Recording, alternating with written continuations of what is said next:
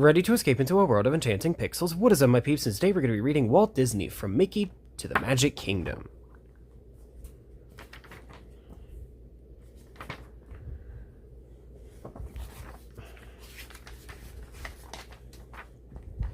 The World of Walt Disney.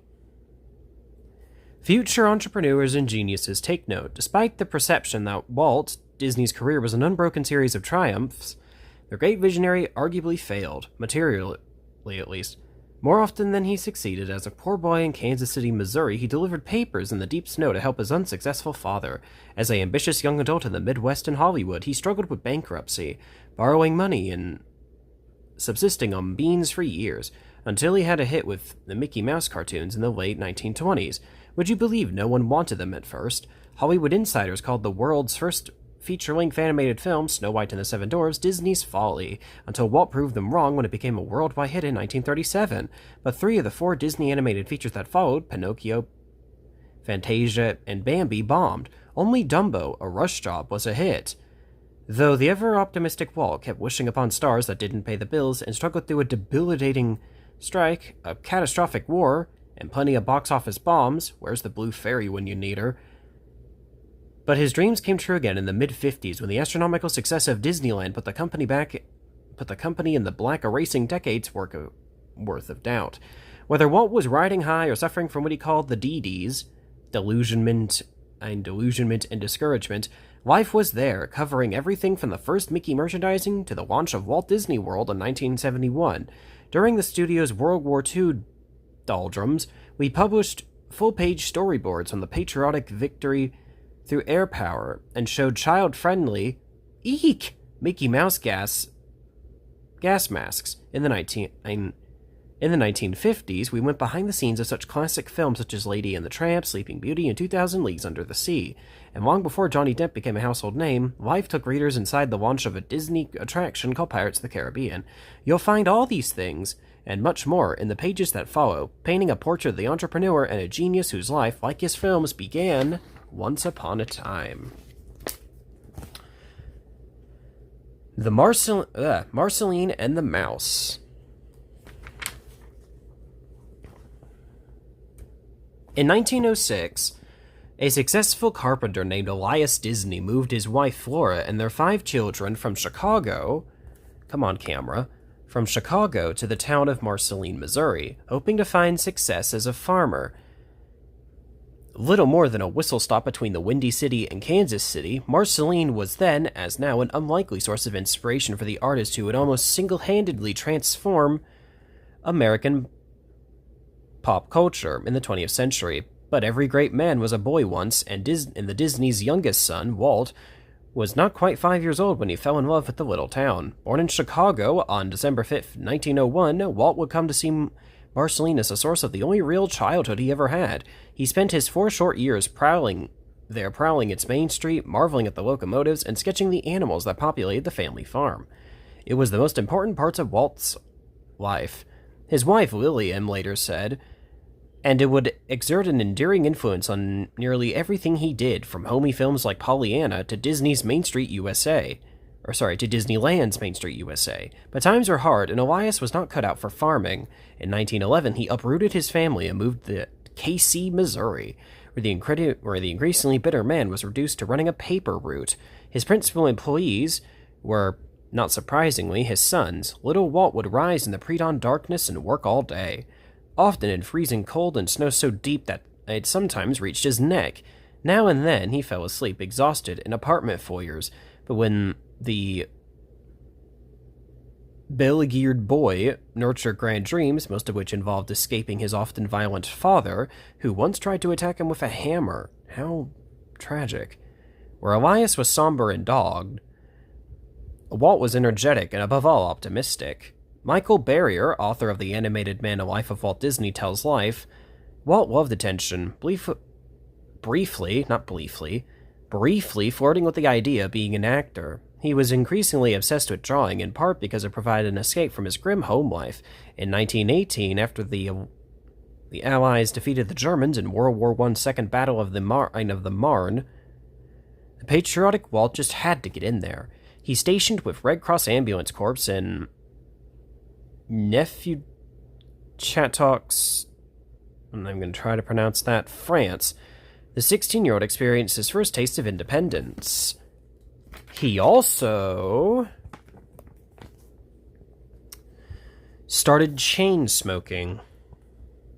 Where's the rest of the text? There we go. Started chain smoking, a habit that probably hastened the end of his life. In the aftermath of the war, Walt was a young man on the make in an America flushed with optimism and cash.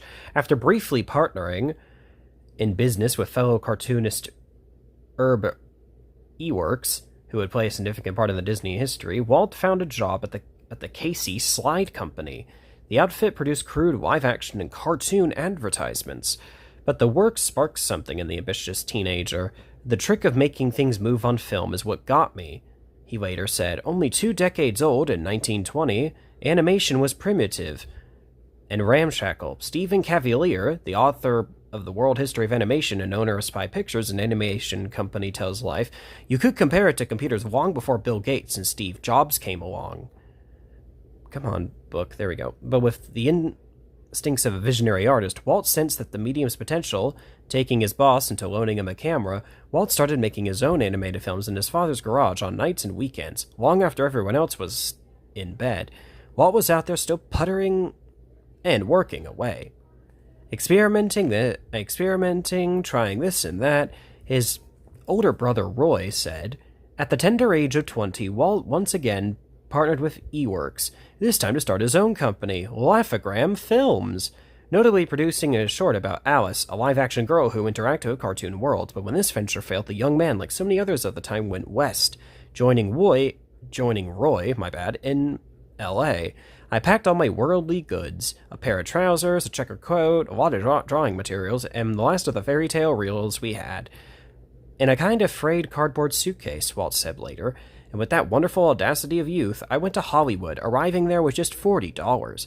The young man found little opportunity at first. Cartoons in the 1920s were very much an afterthought in the Hollywood scheme of things, says Barrier, but it wasn't long before Disney was asked by New York-based producer Margaret Winkler to create more comedies. So Walt and Roy joined forces, with Roy the steady voice of financial responsibility to Walt's obsessive, sometimes reckless visionary.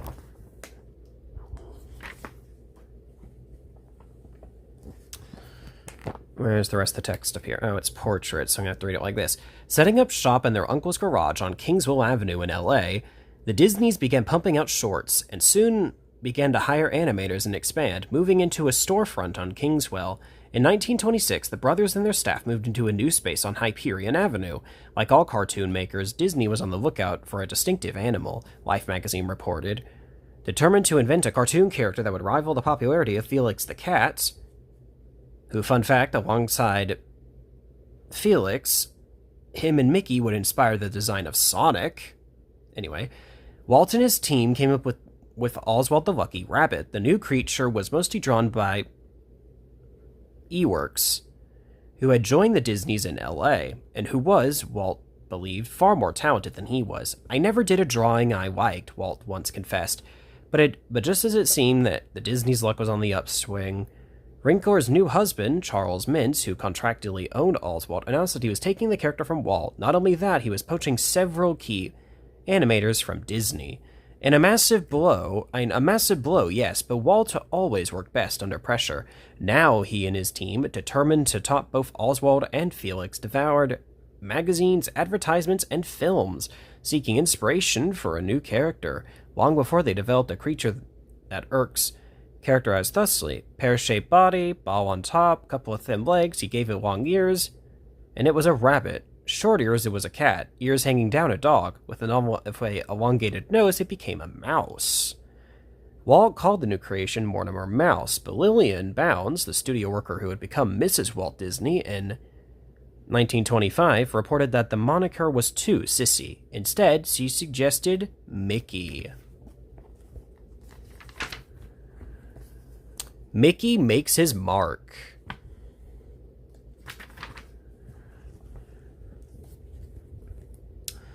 The plucky little rodent's beginnings were like Walt's.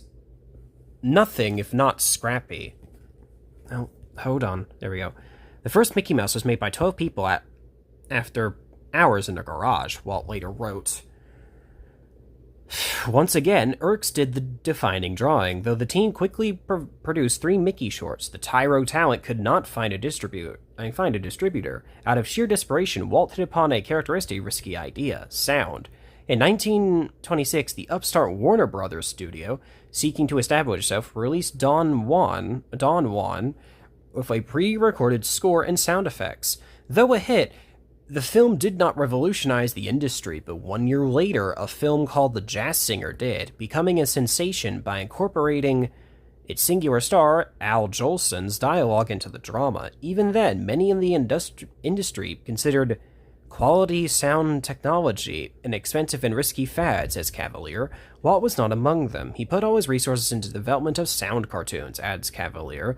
On the one hand, he was always driven by the fear of financial insecurity, but when he believed passionately about something, he was willing to take great risks. Cartoons had used sound before, but Disney hadn't, and Steamboat Willie was unique in that its sound was synchronized, thanks to a system designed by Walt and his colleague Wilfred Jackson. The sound effects seem to originate in what the characters are doing on screen, and the action moves to the musical beat, says Barrier. By contrast, the earliest cartoon sound was essentially just pasted on with no organic relationship to the visuals. When Steamboat Willie premiered on November 18th, 1928 at the Colony Theater in NYC, ahead of a now long-forgotten film called Gang War, it became a sensation, making Mickey Mouse a worldwide star. Everybody liked Mickey, wife reported. The children who thought he was funny, the philosophers who thought he represented America's radicus individualism, I think that's how you pronounce that. The aesthetics who saw him in the first successful adjustment to linear design to the fluttering motion of the films. Almost overnight, Felix the cat found himself in a doghouse, I think that's how that went, and Oswald disappeared down the rabbit hole.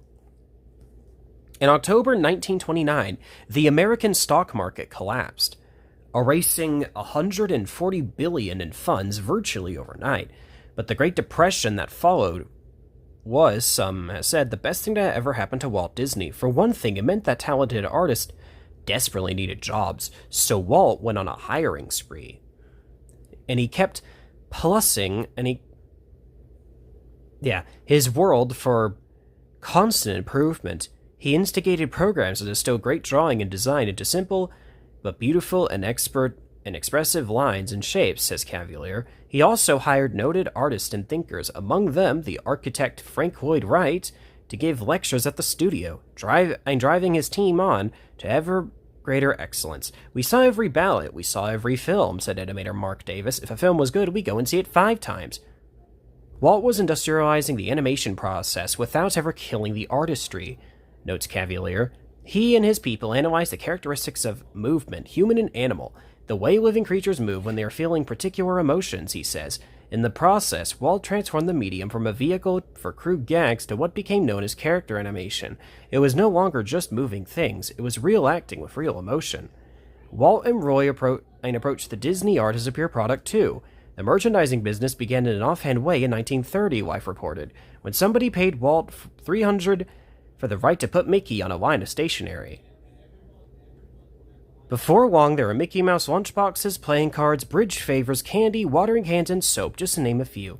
And the Mickey Mouse watch became the most popular timepiece in America. When some explorers hijacked their way through the least penetrable jungle of Brazil, the first little boy to greet them,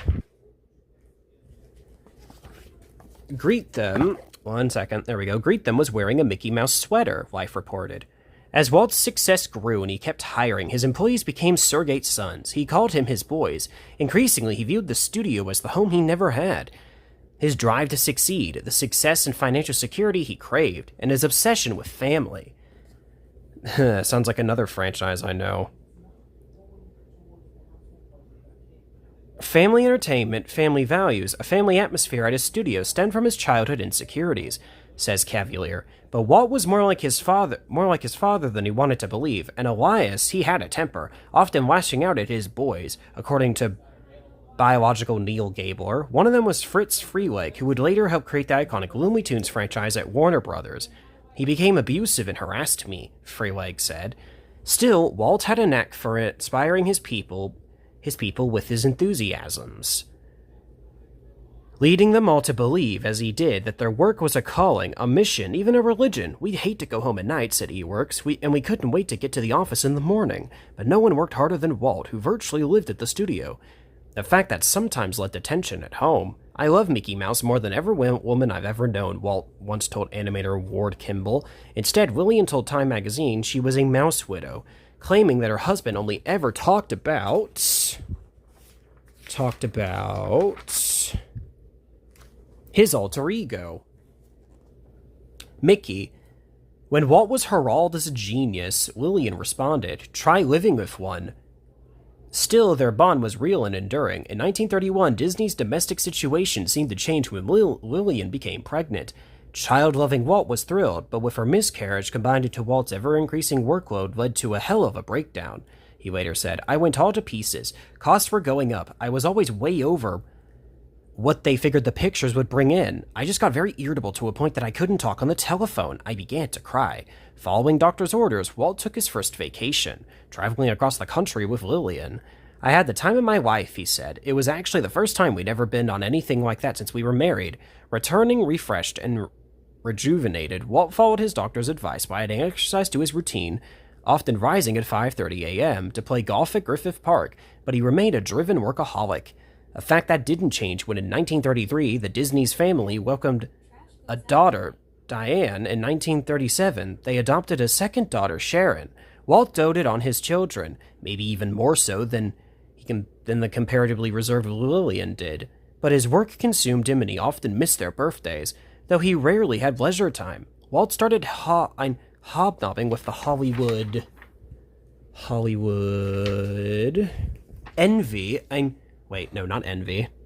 elites. Mostly through... Wait a sec.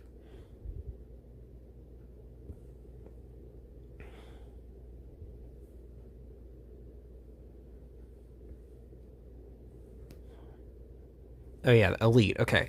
Mostly through the then faddish sport of polo, but polo was not without hazards. A fellow player died in 1935, and Walt suffered a neck injury that would trouble him for the rest of his life. In 1922, with the release of The Skeleton Dance, Walt inaugurated a new cartoon series called Silly Symphonies. "We wanted a series which would let us go for a more the fantastic and fabulous and lyric stuff," Walt said, using music to drive the animation, rather than merely augment it. These nearly avant-garde shorts also went far beyond anything that had ever been done, making the Disney Studios the envy of every animator, if not filmmaker in the world. But they were more than merely an aesthetic, always plussing.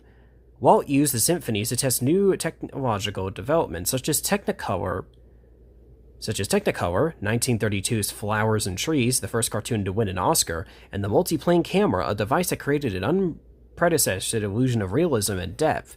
In 1937's The Old Mill, which won yet another Oscar, but the Silly Symphony highlight was a sophisticated character animation that fueled 1933's Three Little Pigs. Nothing like this had been seen in earlier cartoons, where the intent was not to bring characters to life, but to slide by with as few drawings as possible, says Barrier. Even the hypercritical Walt knew it.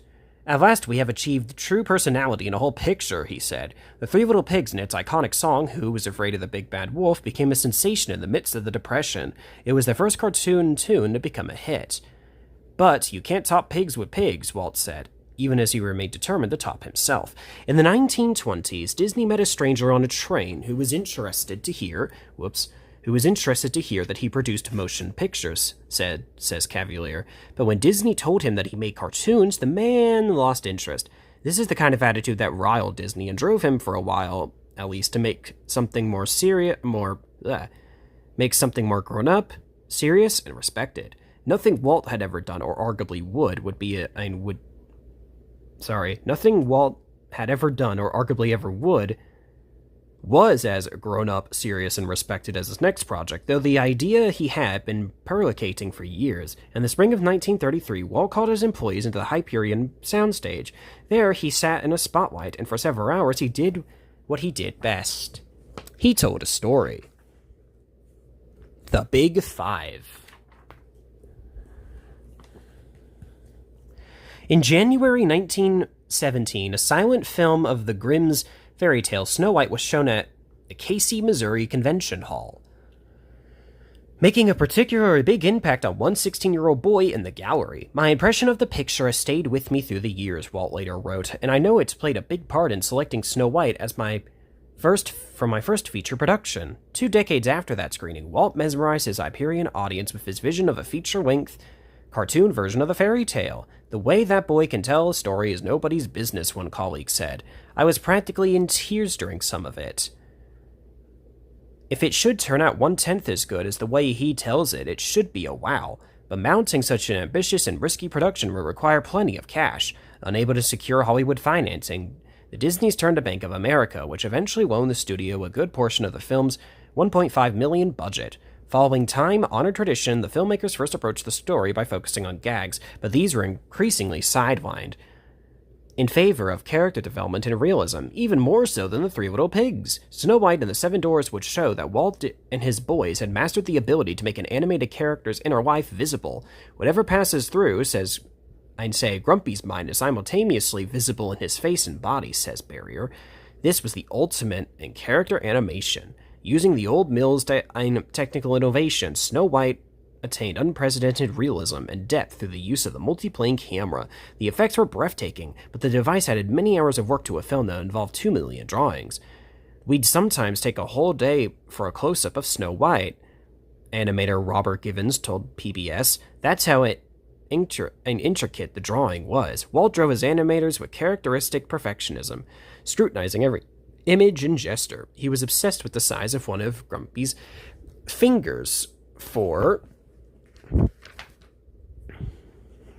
instance, and he once complained that the Wicked Queen looked like she was carrying a big load of laundry. Which is probably this memeable image up here. That fun fact, most of these images down here have been used in the Disney's Treasury of Children's Classics book that's available for viewing on this channel. Anyways, moving on. In the end, though every detail had been endlessly rehashed, Walt insisted that the film should feel more than anything else spontaneous. He was a real micromanager, says Cavalier, maybe because his fear of failure came from the precarious home life of his childhood. Walt may have inherited his father's relentlessness and something of his temper, but he hadn't inherited Elias's thrift. I only thought of money in one way, and that is to do something with it, you see. He once said, now Snow White's budget kept increasing as more and more people were added to the payroll. Even so, the studio was behind schedule. The amount of time that gone to preliminary planning and tinkering meant that only 10 months before the December premiere, most of the film had yet to be animated. Rumors spread that Disney wouldn't make the deadline, fueling the press's characterization of the project as Disney's folly. Even when the film was nearly finished, Walt could not stop obsessing over imperfections. In the last scene, for instance, Prince Charming shimmied. A horrified Walt was determined to correct it, but the money had run out. Let the prince shimmy, Roy declared. The odd motion was eventually corrected. Now it was time to introduce Snow White to the world. Though Walt knew his team had created something special, he also knew the film wouldn't work if he didn't deliver a complete emotional journey. Would the audience be able to suspend disbelief during 90 minutes of an animated film? Would they be moved when Snow White dies, having eaten the Queen's poisoned apple? The premiere was held on December 21st, 1937 at LA's prestigious Carthay Circle Theater. Sure enough, the audience laughed and they were frightened by Snow White's flight through the forest and the transformation of the Queen into the evil crone. But the crucial question, would they cry, was more than answered when the dwarfs mourned the seemingly dead Snow White. The audience of Hollywood insiders sniffed audibly, none more so than Clark Gable and Carol Lombard. When the film ended, the audience erupted into a standing ovation. The critics applauded too. Time magazine precisely called Snow White a authentic masterpiece, to be shown in theaters and beloved by... To be shown in theaters and beloved by new generations long after the current drop of Hollywood stars. Writers and directors are sleeping where no prince kiss can wake them. The picture was in short a triumph, quickly becoming the most successful American film ever made up to that point. Earning $8 million in its first release, it proved just as popular overseas, where people had to reserve seats 3 weeks in advance. Snow White became the first female fictional character to be given a star on the Hollywood Walk of Fame. Mickey, of course, had been the first male character. In that February, Walt received an honorary Oscar presented by Shirley Temple, one normal-sized statuette attached to 7 smaller ones. "I'm so proud I think I'll burst," Walt said, though he was privately miffed that his breakthrough hadn't been nominated for Best Picture. He would have to wait nearly 3 decades for that honor, but he has won more Academy Awards than anyone in history. Almost overnight, the Disney duo was flush. Its creditors paid off, but after spending the better part of 3 years supervising every detail in Snow White, Walt now found himself the head of the studio that was expected to produce product on a regular basis. His stated goal was to produce a picture every 6 months, but how do you do that when you're exacting how do you do that when your exacting eye endlessly examines every detail? I will eventually get that tongue twister of a sentence out. Tragedy. Wow, I can't speak tonight, apparently. Tragedy, there we go, got in the way, too. In 1938, Walt and Roy gave their proud parents a home in North Hollywood as a 50th anniversary present. But the structure had a faulty heating system, and on November 13th, Flora Disney died of carbon monoxide poisoning. Walt never spoke of the calamity. Dealing with his grief the only way he knew how, he went back to work. The first order of business was finding a follow-up to Snow White. It was supposed to be Bambi, but the animated version of Felix Salten novel. But when Walt decided that the story was too complicated, come on camera, too complicated, oh my goodness, he shifted his focus to Pinocchio. That, too, presented problems. In Carl Cody's classic Italian folktale, Pinocchio is crude and often cruel, killing the character who became, in Disney's version, Jiminy Cricket. Far from dying, the cartoon Jimmy proved the key to humanizing the puppet, serving as the film's narrator in Pinocchio's consciousness. Not to mention the inspiration for the song When You Wish Upon a Star, which came to represent the entire Disney brand, and still does to this day. Given Walt's mindset at the time, the tune might as well be called Be Careful What You Wish For. He was beginning to worry he'd lost control of his empire, according to Gabler.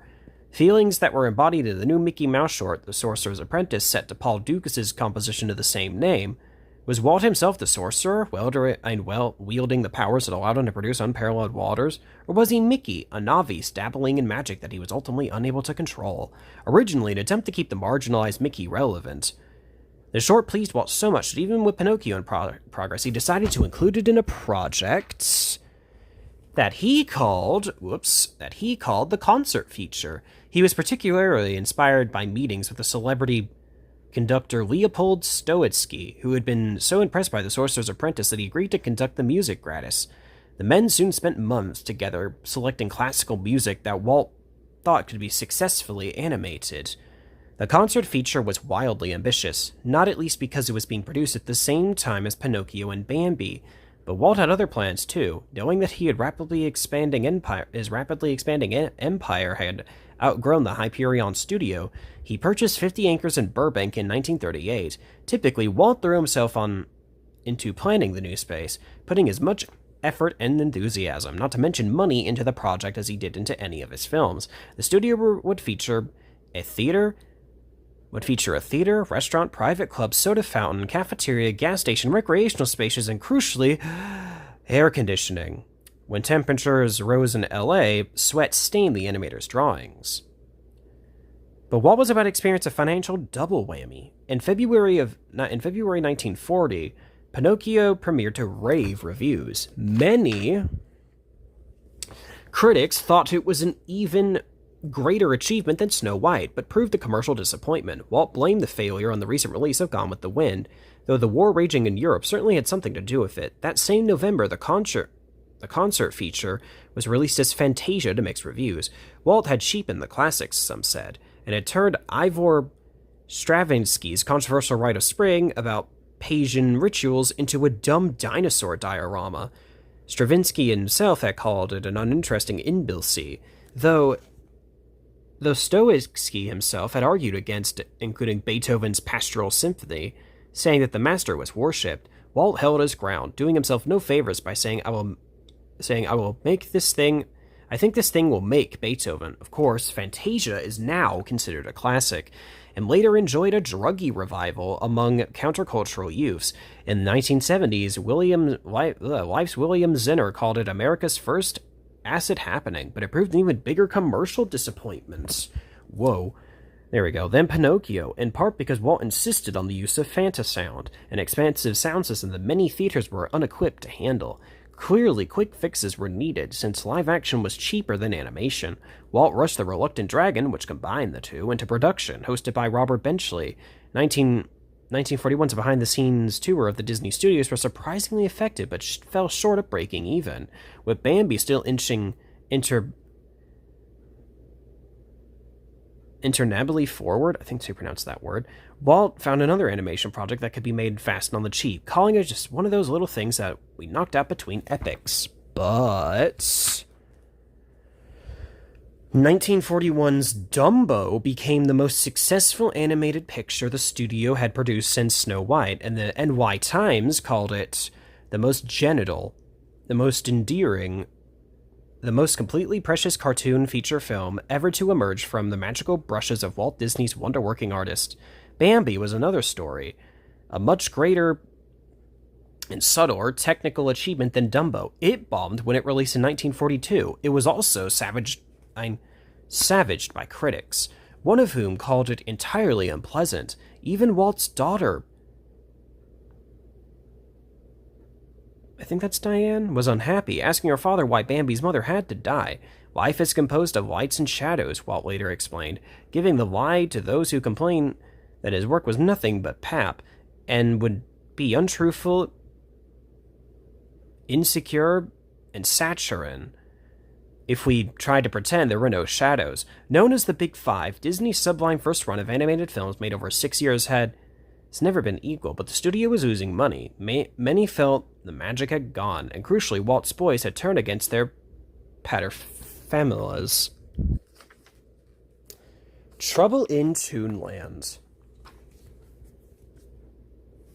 When the Great Depression ended in 1939, millions of American workers, having endured years of unemployment, began demanding job security and a stake in the new prosperity, leading to a radicalism that influenced labor relations, at least not least in the movie business.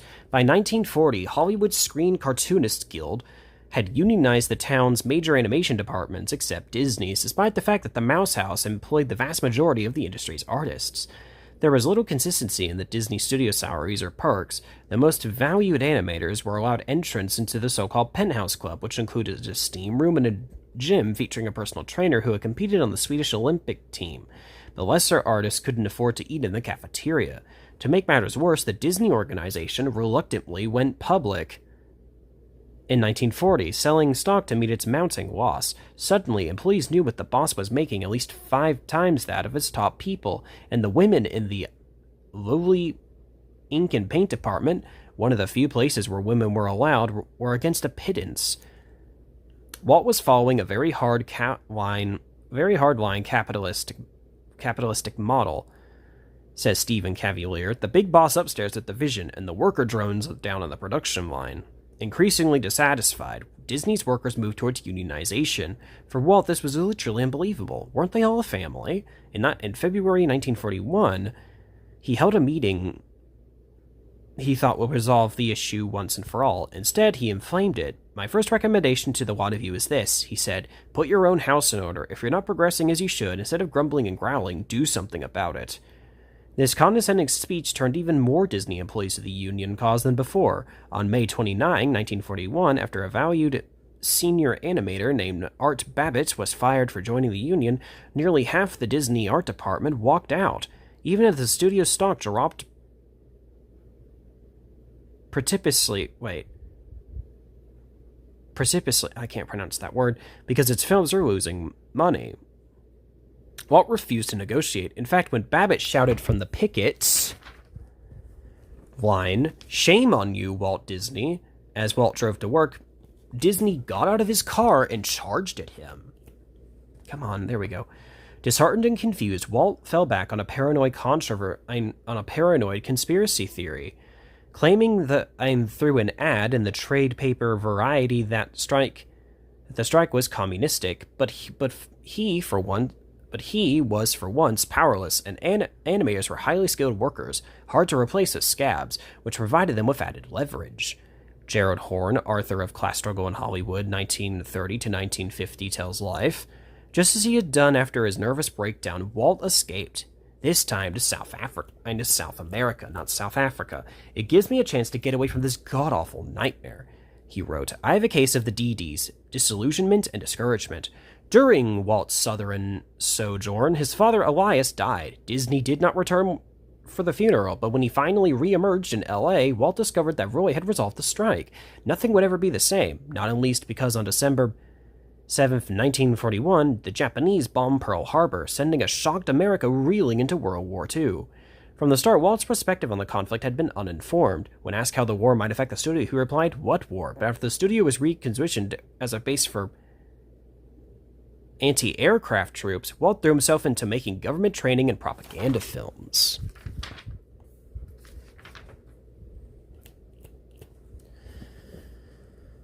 Oh, give me a second. There we go. The most popular was arguably... Oh, jeez. Was more arguably... Hold on. 1 second. The most popular was arguably... Dufeuer's Face, in which Donald Duck dreams he's working in a German munitions factory. Walt found little creative satisfaction in his work. Oh my god, come on. Here we go. But some of his old enthusiasm returned with the making of 1943's Victory Through Air Power, based on a 1942 nonfiction book that aviation-obsessed Walt had become enamored with. At one point in the film, an animated woman is shown reading a copy of Life at the musician saying, "Jeepers, the president wants 50,000 planes a year." Victory was, however, a flop, and the studio made slim profits from its government endeavors. After the war ended in 1945, the cash-strapped Walt announced, "We're through with caviar. From now on, it's mashed potatoes and gravy." Desperately needing a hit, Walt turned to his Marceline paradigm, focusing on folksy Americana instead of European folktales in a little picture called Song of the South. Based on the Uncle Remus stories by Joe Chandler, the film was set in the South in the late 1800s. Initially concerned that it might seem racially insensitive, Walt solicited the input of black leaders who warned him against featuring, for instance, happy slaves singing songs. But Walt followed his own instincts, and the finished film did show happy black sharecroppers singing songs. Let the rain pour down, let cold wind blow. Gonna stay right here in the home. I know. Gonna stay right here in the home, I know. To make matters worse, the film's November premiere, which was held in Atlanta, Georgia, which remained segregated, meaning that James Baskett, who played Uncle Remus, could not get a hotel room. Instead of the comeback Disney had envisioned, the film made only a small profit. It was also controversial, leading to many charges of racism, along with anti-Semitism. Dog Walt's reputation to this day. Song of the South is one Disney film never issued on DVD in the U.S. It remains a corporate embarrassment. Disney's elephant in the room, one that doesn't fly. Walt's insensitivity, or was it naivety, surfaced once again in 1947 when he became a friendly witness for the House Un-American Activities Committee, baselessly calling the men who walked out on him 6 years before communists. Once again, the Disney brand was in the doldrums, dominated by pleasantly unexpected fare such as the Fun and Fancy Free and Melody Time. Damning with fate praise, Life called the second half of 1949's The Adventures of Ichabod and Mr. Toad good enough to convince Disney's admirers that the old master can still display all the bounce and fertility he had before the war. Though the great Soviet filmmaker Sergei Einstein thought 1946's Make Mine music was absolutely ingenious, Walt knew the work wasn't his best. There were a few high points commercially, at least in the years that followed. In 1948, a faked live-action documentary, Seal Island, became the first in a successful series of true-life adventures. In the 1950s, Cinderella was an unexpected hit, but only Walt could see what was wrong with it, mostly flaws resulting from cutting corners. He said would never make anything as good as Snow White, according to biographer Neil Gabler, even though his focus wasn't on the movies anymore. Instead, he had become preoccupied with trains. A New Beginning. In December 8th, 1947, Walt wrote a letter to his sister. I bought myself a birthday Christmas present, something I wanted all my life. An electric train. It's a freight train with It's a freight train with a whistle, and real smoke comes out of the smokestack. There are switches, semaphores, stations, and everything. It's just wonderful. Walt had always been fascinated by trains. They were part of his Marceline mythos, but in his late 40s he became obsessed. As others oversaw Disney films of the period, including Lady and the Tramp, Sleeping Beauty, and 2,000 Leagues Under the Sea, all shown in these pages, Walt supervised engineers in the construction of his own custom-scale model locomotive. Finally, he rolled up his sleeves and started building it himself. In 1950, after the Disney family moved into a new home in Hombley Hills, Walt had a version of his father's Marceline barn built on the property, where it became home to what he called the Carrollwood Pacific Railroad. The train was dubbed the Willie Bill after his wife. When Lillian refused to let Walt run track through his garden, Walt was undaunted, but he decided to build a tunnel underneath. He insisted that it be built with an S-curve to deliver twisty thrills in the dark. Walt, it'd be a lot cheaper if you built tunnel straight, his foreman said. Hell, it'd be cheaper to not do this at all, he replied. In 1952, Lillian began to suspect that her husband's obsession was becoming much more than midlife regression. He was, she thought, planning something. For starters, sold their Palm Springs vacation home, borrowed against his life insurance policy, and even sold rights to his name. It was one of those moments where Walt's imagination was going to take off into the wild blue yonder, and everything will explode, she said. This time, the explosion took the form of an amusement park. During World War II, American amusement parks were mostly tawdry affairs with dime-a-dance and beer halls. And burlesque theaters. Jim Hillman, author of Amusement Parks and director of the National Amusement Park Historical Association, tells Life, since the servicemen brought cash, a precious commodity in war years, the parks attracted an element of crime and seedlessness.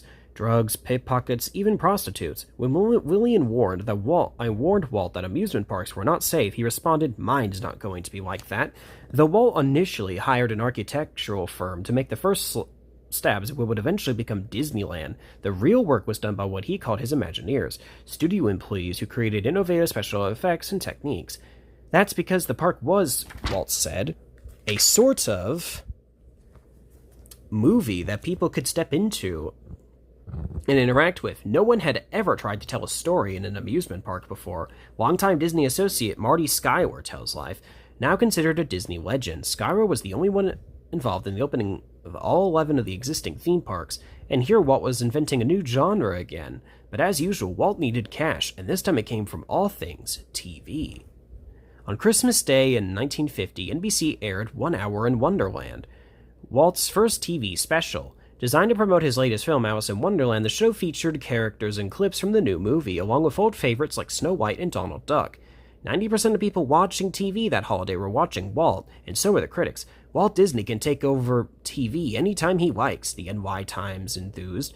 Not surprisingly, he did. In 1953, Walt and Roy took their idea for a new anthology TV show called Disneyland to market, with the condition that the acquiring network had to invest in their risky park.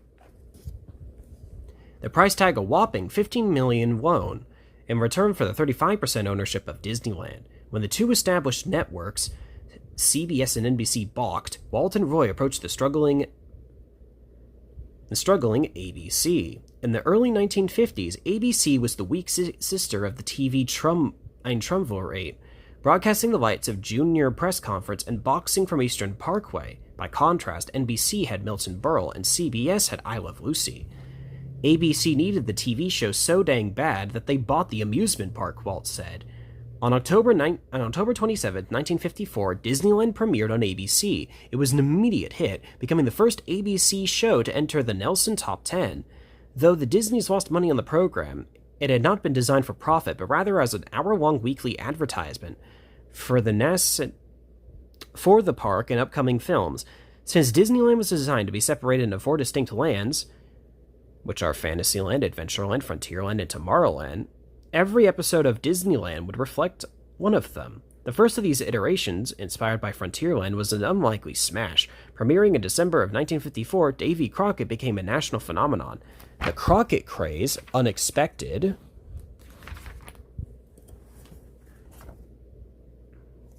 even by the watchful Walt Disney, had produced a corresponding frenzy in a circle commercials, Life reported in 1955, listing baby shoes, wallets, even the Davy Crockett Mambo among merchandising that it estimated was worth $100 million. 1 year later, another Disney TV show, The Mickey Mouse Club, would become a similar phenomenon. Though Walt had been famous since the 1930s, the TV show turned him into an icon. There was such a public trust in Walt because of that show. Oh, hold on. I gotta hold it like this again.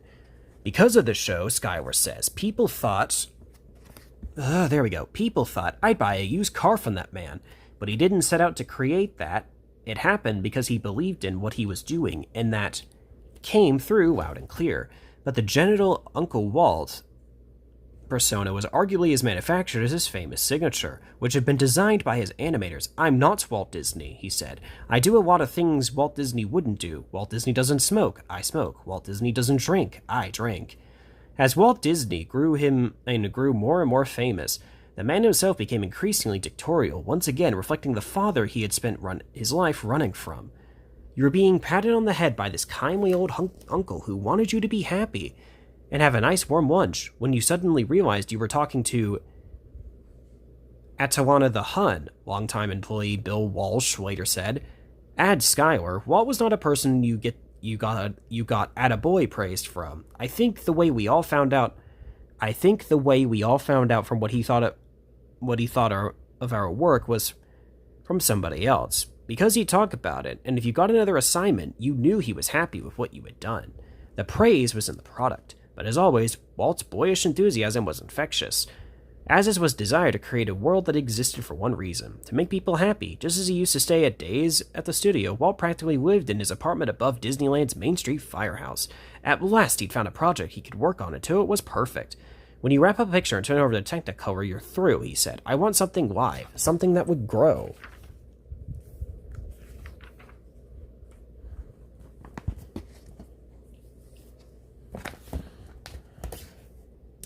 Typically, nothing escaped his attention. He knew where every pipe was, Lillian once said. He knew the height of every building. He was particularly obsessed with trees, according to biographer Bob Thomas. Unlike the buildings on Main Street, which were scaled down to create a sense of control, Walt wanted his trees to be as big as possible. Where'd you get the bushes? He asked when one employee showed him trees that weren't big enough. He even rejected a tree for being out of character. As usual, Walt would take advantage of the cutting-edge technology. There's an outfit in Washington called DARPA that makes military equipment available to the public when it's no longer a secret, says Schuyler. The Enchanted Tiki Room attraction was programmed in sequence with the equipment that ran the Polaris missiles on submarines. At the time, the Tiki's control room was larger than the attraction itself, says Schuyler, though now you could do the same thing with your cell phone. As a 21-year-old student at UCLA, Schuyler was hired by Walt to produce a Main Street newspaper a mere months before the park's opening. 2 weeks after I went to work, I had to present the concept to Walt, he says. At first I was amazed that he had time for this little thing I was going to be sold off for 10 cents. But I soon realized that having that paper was a part of history for Walt. At the turn of the century, every town had at least one. For him, Main Street was a real place. It was also yet another embodiment of Marceline. Of course, Walt's ambitions led to delays. 6 weeks before the premiere, Main Street wasn't paved, and Sleeping Beauty's castle wasn't finished. Plumbers told Disney that thanks to a strike, they couldn't make both the drinking fountains and the bathrooms work. Walt, of course, opted to fix the bathrooms. People can buy Pepsi Cola, he said, but they can't pee in the street. On July 17, 1955, the temperature in Anaheim, California hovered around 100 degrees, but that didn't deter the masses of people desperate to visit Disneyland. The traffic was backed up for 7 miles, and the lines that sneaked around the park were filled with people who had been waiting since 2 a.m. After the gates finally opened, the park had expected something. There we go. Expected 5,000 expected 15,000 people was crammed in with 2,000. Many of whom had snuck in or used counterfeited tickets. The principal problem seemed to be getting through the place, Life reported. It was, Schuyler says, a disaster. For starters, it was so hot that women's high heels sunk into Main Street's asphalt. Mr. Toad's Wild Ride was shut down because of an electrical malfunction, and not a single Autopia car was running by the time the park closed, said Schuyler. It never dawned on them that these things had to run 12 hours a day.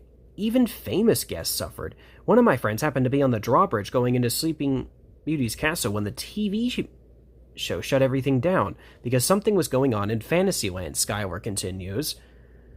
Well, it turns out that Frank Sinatra was on the drawbridge, and my associate said that he didn't remember hearing language like that anywhere before. In other words, no one got preferential treatment. But the gaffes weren't limited to park operations.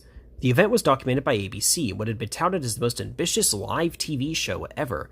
At the outset, host Art Linkletter boasted that 29 cameras would record the festivities, but only half of them worked. At one point, Walt stared into the camera, saying, "I'd like to read these few words of dedication, a vista into a world of wondrous ideas, signifying man's achievements," but then he was interrupted, looked up confused, and said, "I thought I got a signal." The recreation revolution had been televised badly. The recreation revolution had been televised badly, but none of this mattered. Astoundingly, half of the U.S. population had tuned into the special, and 1 million people visited the park in its first 10 weeks. In fact, Disneyland proved so popular that for the first time since Snow White, the studio was in the black. More, the park instantly became synonymous with America, a destination for people from all over the world, including not a few heads of state. In September 1959, Soviet Premier Nikita K was touring the U.S. when he told he could not visit Disneyland for security reasons, causing him to explode. Then what I must do? Commit suicide. What is it? Is there an epidemic of cholera there or something? Or have gangsters taken hold of the place that can destroy me?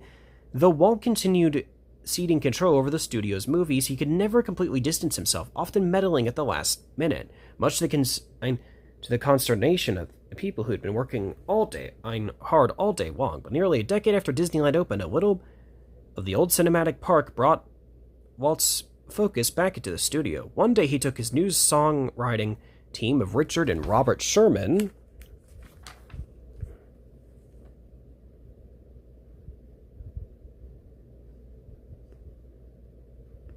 aside, and asked them a question. He said, "Do you know what a nanny is?"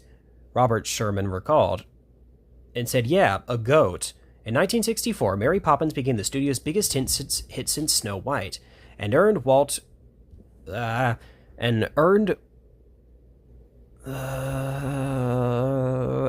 his only Best Picture nomination. The award went to My Fair Lady. In the mid-60s, Walt and his team had secretly been buying up land in Central Florida for what they called Project Future. On November 15, 1965, Walt held a press conference in Orlando, but was deliberately vague about his plans. When the state governors asked, "Will it be a Disneyland?" Walt replied, "I've always said there will never be another Disneyland. No, but there would be a Disney World." Having learned lessons from his first park, Walt and his team were determined to not repeat earlier mistakes. At Anaheim, one Disney officer told Life, "We lost control of the environment. The area surrounding the park had become packed with competing down-market hotels and restaurants, whereas Disneyland had occupied some 20 acres. Disney World had 27,400, and Cinderella Castle would be more than twice as tall as Sleeping Beauty's castle." But Walt's real interest lay in the even more ambitious Epcot, a fully functional utopian city that would, he believed, change the way that people lived, thereby shaping civilization itself. In a nation rife with civil unrest, the ever-optimistic Walt felt that Epcot could offer a corrective, becoming in the process his greatest achievement. "Fancy being remembered around the world for the invention of a mouse," he exclaimed. Epcot was inspired in part by the installations that Disney had created for General Electric, Ford, UNICEF, and the state of Illinois in the 1964 to 65 NY World's Fair. Those exhibits featured Disney's first audio animatronic figure, a moving, talking Lincoln, later featured at Disneyland and the It's a Small World boat ride. GE's Disney-designed Progressland offered a modern all-electric city and the newest advances in electrical living, not to mention a display of thermonuclear fusion, the secret of the sun, that may in the far-off future become man's greatest power source. Today, in an era dominated by ecological crises, it's hard to understand the appeal of an electric city. As a glorified carnival attraction. But Walt believed in the upside of technology. One Disneyland episode was Our Friend the Atom, and he saw Epcot as a place where companies could demonstrate their latest inventions. When he went around to see the inventions produced by different labs, RCA, IBM, GE, Walt kept asking, "When can I buy a product with that technology?" Schuyler says Epcot was focused on telling the public about new things, reflecting optimism for a better future. Though Walt had remained as restless as ever in his 60s, he was facing an inevitable decline. He had always enjoyed a Scotch mist at the end of his working day and would have at least one more cocktail with William when he returned home. But toward the end of his life, one employee, Jack Kinney, frequently saw him driving from the studio night swerving. He must have had someone watching over him, Kinney wrote. The times, too, were turning against him. The war in Vietnam intensified. The Beatles hit their antic stride. Race riots erupted in urban America, but the Disney studios kept pumping out such forgettable productions such as That Darn Cat and Moon Pilots. The Uncle Walt, who had perfectly reflected 1950s, became, as the 60s progressed, hopelessly quaint. Well, Walt himself became increasingly introspective. Late at night, he would sometimes tell the Sherman brothers to play it, meaning Free the Birds, the plaintive song from Mary Poppins. Though the Shermans were never sure why Walt asked for this, it almost certainly reflected the melancholy the great man felt as he approached the inevitable end. One day, Walt did something unexpected. He told the Shermans to keep up the good work, fellas, said Richard. It was the first time and only time he ever complimented our work. In November 1966, Walt checked into St. Joseph's Hospital for surgery, hoping to relive the lingering pain from his 1930s polo injury.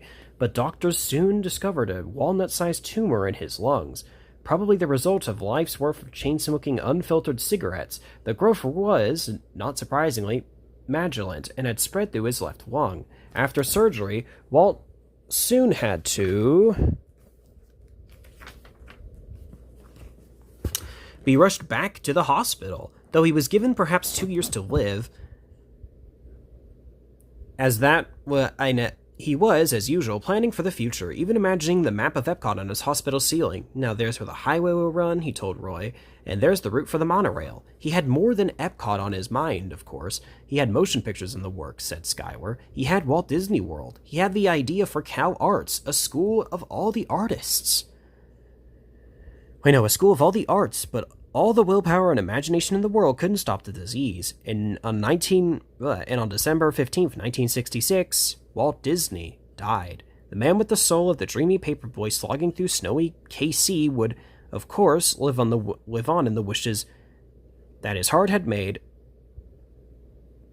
and that his will had tirelessly realized. But the Epcot Center, finally opened in 1982, bore little resemblance to Walt's Community of the Future, which Roy had quashed after Walt's death. The reason? Walt's dead, he simply said.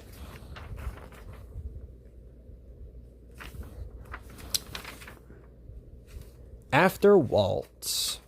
What the... Seriously, page? There we go. After Walt. I think this is... Yes, we are almost complete. Completed with the story. Alright. In 1971, Walt Disney Orlando Resort opened to great fanfare near Orlando. The new site is in Florida, but the air is pure old Disney, Wife wrote in its cover story. Who else could be responsible for this carefully crafted vision of the American past? The intricate, hokey, hugely expansive assemblage of lives and places that never were. The park embodied, the magazine added, the business-like use of fantasy and the no-nonsense approach to nonsense. Though Walt Disney World was a massive success, the rudderless decades that followed, the Disney company became more about real estate than innovation or creativity. It seemed to be in the grip of what would Walt do. Paralysis, Kim Masters, author of The Keys to the Kingdom and editor-at-large of The Hollywood Reporter, tells Life, everybody wanted to keep things exactly the same, so of course it started to drift. That all changed in 1984 with the arrival of CEO Michael Eisner, President Frank Wells, and Chairman Jeffrey Katzenberg. Though Eisner was a volatile, controversial figure, Wells kept him in check, and Katzenberg almost single-handedly revitalized the animation division. Culminating in the vast successes of 1994's The Lion King, the highest grossing hand-drawn animated film ever made. But after Wells died in a helicopter crash in 1994, Eisner tangled with Steve Jobs, torpedoed a relationship with Pixar, had a falling out with Katzenberg, and fired new president Michael O, who had been in place for only 14 months, costing the company a $140 million payout. When Eisner left after his contract expired in 2006, his deputy Bob Iger got the top spot, overseeing the phenomenal success that continues to this day, fueled in part by the acquisition of Pixar, Marvel, ESPN, ABC, and Lucasfilm, known for Star Wars. There have been setbacks, of course. The company opened a series of controversial international parks, the first of which was Tokyo Disney Resort, better known as Tokyo Disneyland, in 1983. The Japanese said, "Don't try to tell us stories about ourselves because you can't do it," Schuyler said. But our chairman wanted to make sure that school children came, so he made something. He made us do a show called Meet the World, A History of Japan. And how do you tell the story of the Second World War at Disneyland in Japan? It was a disaster. Opening in 1992, Euro Disneyland, located outside Paris, was also controversial. The French basically said, yes, do stories about us because we're the greatest culture in the world, Schuyler says. But that story was a disaster too. The resort struggled financially. The UK's independent, calling it America's cultural Vietnam, a punishment for the hubristic overreach of its commercial colonization of the globe. But Schuyler insists that Walt would be ecstatic about the opening of the 12th park, Shanghai Disney, scheduled for June 2016. They spent a year traveling around China, talking to people, finding artists and designers and architects to add to the staff. He says, so it's become a truly international project. It's beautifully designed with lots of new rides based on things that Walt started in Disneyland. It's going to be fantastic. Well, what would Walt think about what happened to his company in years after his death? I always refused to answer that question until he opened Hong Kong Disneyland, says Schuyler. That's when I said that Walt was an impatient man, and if he were around, he would probably say, "What took you so long?" And finally, here's this little excerpt up here. Mickey Mouse prepares for a date with Minnie, his girlfriend, of nearly 90 years at this riding at Epcot Center in Orlando in 1982. There's Cinderella's castle. Alright, so don't forget to like, comment, and subscribe. Talk to y'all later.